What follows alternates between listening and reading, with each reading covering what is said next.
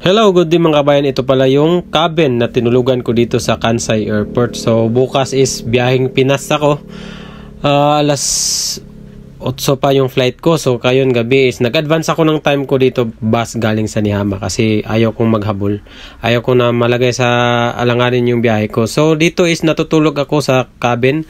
Bayad ako nito is 8,000. So dito lang yan matatagpuan, walking distance lang sa airport. Sa harap talaga ng airport mismo. So ito yung kanyang location. So sa harap ng Kansai Airport sa second floor, ayan makikita mo yung Aeroplaza. So maglakad ka lang dyan sa hallway papunta sa Nikko Hotel. Makikita mo dyan. At yan na, papasok na sa loob. So sa second floor to mga kabayan. So pasok ka lang dyan. So ito ang hanapin mo dito sa loob. Pag napasok ka na, first cabin yan. So, pwede mo itong i-book through Agoda or pwedeng mag-walk-in doon. Ito na yung papunta doon sa cabin mo. Yan, may lagayan ng mga luggage. Safety naman siya guys kasi may mga lock yung yung luggage, bigyan kang padlock. So, dito talaga yung niya, tahimik yung area. So, i-guide ka naman ng may guide naman na magtutulong sa'yo. So, ito na yung pwesto niya. So, relax na relax. So, dito naman is mayroon din silang mga gamit. Pwede kang maglaba. Yan. And then, mayroon din silang shower. Pwede kang maligo dito. So, tingnan natin. So, yan yung shower nila. So, malinis. Maganda yung mga facilities nila. Yan. So, may libre na sabon, shampoo. Nandyan na yan. And mayroon din dito mga toothbrush. Parang hotel na rin yung nila. May mga nilalagay na panggamit. So pwede ka mag-ugas ng mukha mo. So maganda dito guys sa first cabin.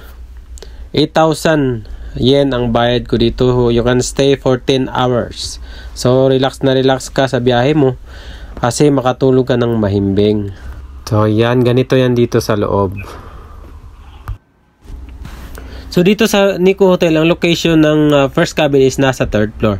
Pero galing ka sa airport, maglakad ka sa second floor, tapos akyat ka isang floor. So third floor yung location ng first cabin. So dito naman, pag gusto mong bumili, mayroon din convenience store. Baba ka sa second floor, ayan makikita mo Lawson. Pwede kang mamili dyan. Kahit ano ang gusto mo, mabibili mo, makakain mo yung gusto mong kainin. Yan, so ito na yung Lawson dito. So napaka-convenient yung stay dito guys kasi andyan affordable lang yung mga bibilin dito sa sa Lawson. Tsaka yan ng pambansang onigiri.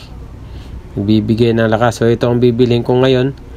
Onigiri, yan babaunin ko, diretso kain na. So ito nakakuha kong 5 onigiri tsaka tubig. So sakto na to pambaon. So ito in the morning nagkahanda na ako para sa biyahe ko. So kain muna. So pwede ka rin kakain dito sa loob. Pwede rin sa labas, mayroon mga restaurant, pwede ka rin kakain doon. Kaso lang may kamahalan yung presyo. So sa mga magtitipid, gustong biyahe na magtitipid ka, ayan, onigiri pwede na. So dito naman is mayroon din silang television nga pwede kang manood. So maaaliw ka habang kumakain. So ito mga kabayan, lipad na ako. So bye bye for now Japan. So sa mga gustong mag-comment, mag-inquire tungkol dun sa first cabin na matulugan doon sa Kansai Airport, pwede kayo mag-comment dyan sa baba.